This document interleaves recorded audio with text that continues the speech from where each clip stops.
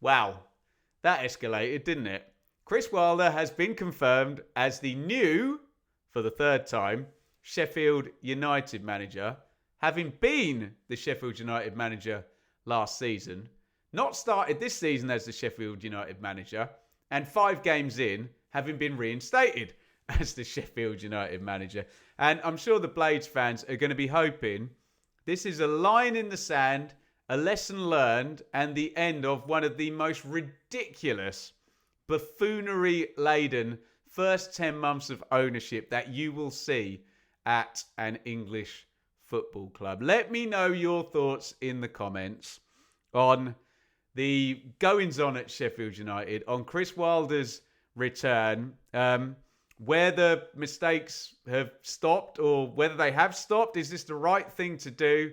And what next for Sheffield United? I'm sure you've been across the story, but obviously the takeover at Sheffield United happened December last year, with Chris Wilder in situ and Sheffield United up at the top of the division.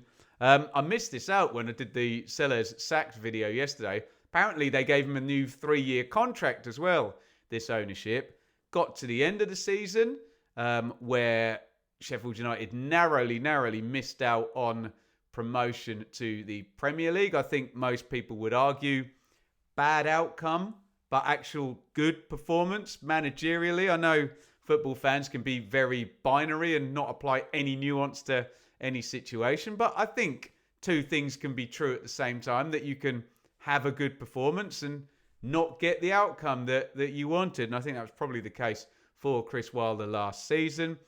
And they were going to go in a new direction, weren't they? Wilder out, Sellers in. Sellers, complete disaster.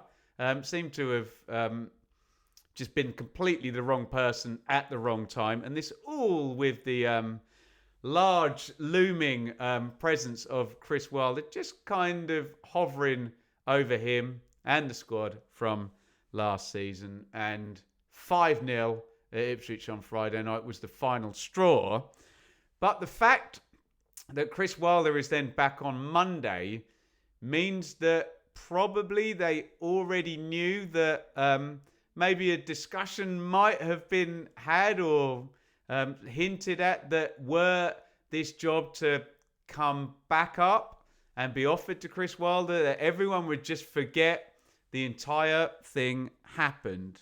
I suppose it's a bit like splitting up with your missus, thinking that you want to be with somebody else, and then being on your own for 3 or 4 weeks, and then realizing I have made a terrible mistake. And I'm sure plenty of us have done that, but yeah, this is kind of the football equivalent of it. And I mean, I discussed this with Sam Parkin today on the Championship check-in. Do you hold somebody accountable forever for making a mistake? Or do you say, okay, you've realised you were wrong, you've gone back on your decision, and that takes guts to do? Because it's just a litany of mistakes now from the Sheffield United ownership, isn't it? And it is an admission that you got it wrong when you literally circle back. Hey, I'm sure it's been a pretty expensive admission, the way that these managerial contracts work in football, in that if they gave him a new 3-year contract and they ended that 3-year contract, normally, to some extent, those contracts get paid up either in full or a percentage. And now, I don't know, new signing on fee, new contract, probably expensive one. And I mean, yeah, let's talk about the ownership. We'll talk about it from Wilder's point of view in a minute. But what do you think? Does it take guts to say, well, okay, we tried something, it didn't work, something different, it didn't work. We're going to go back to what very, very, very nearly worked last season, and what certainly worked a lot better than the thing we tried this season last season. So, yeah, no view is wrong on that. You can call them idiots for getting it wrong in the first place, or you can call them smart or showing humility or admitting you were wrong in the second instance, I guess, as well. For Wilder, I mean, has he played this pretty perfectly?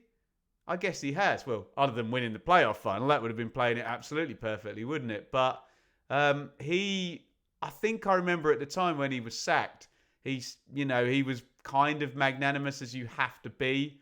I think the only statement we heard was that he respected the club's decision, and he couldn't really lose, could he, by saying, I'll always love the club and I tried my best and all of that good stuff, and I respect their decision to go in a different direction, because he can now come back and be the knight in shining armor, can't he? And he can not only be the knight in shining armor, he can be the knight in shining armor that was wronged.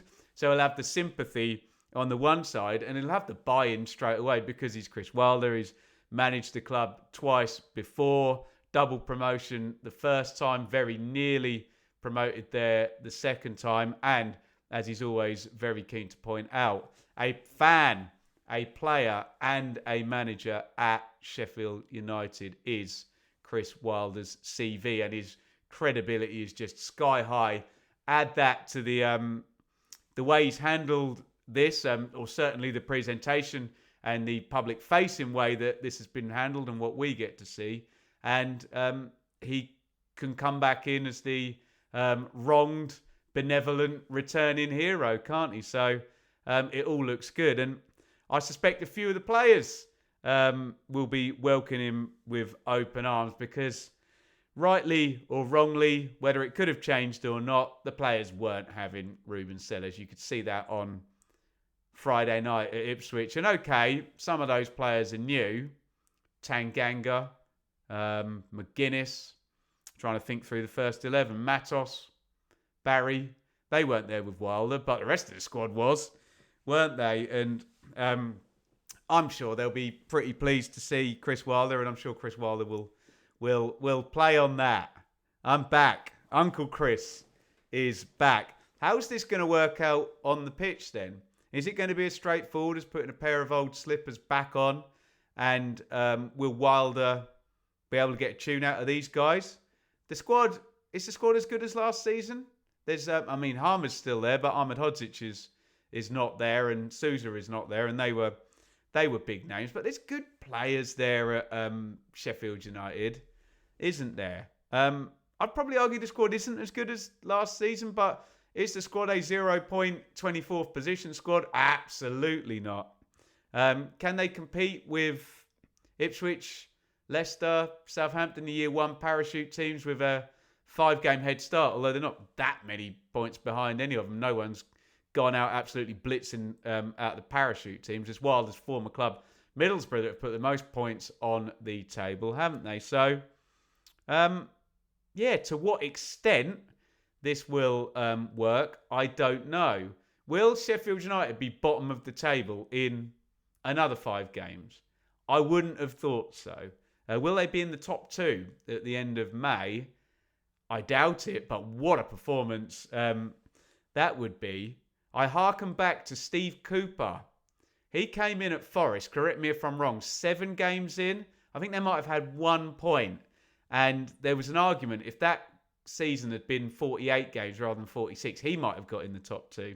So playoffs are certainly there for Sheffield United. If you can whack on 70, 75 points across 41 games, it's doable for a year 2 parachute team, then happy days.